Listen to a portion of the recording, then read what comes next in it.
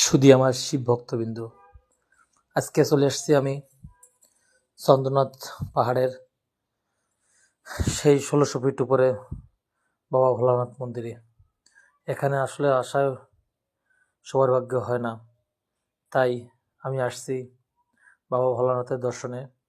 তাই সবাইকে একটু বাবা ভোলানাথকে দর্শন করানোর জন্য একটু ভিডিও করলাম।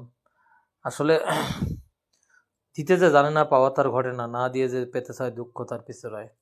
আমরা যদি বাবা ভোলানাথকে একটু ভক্তি না দিতে পারি, বাবার চরণে যদি সেবা নিবেদন করতে না পারি, তাহলে বাবা কেন আমাদেরকে ধরা দেবে?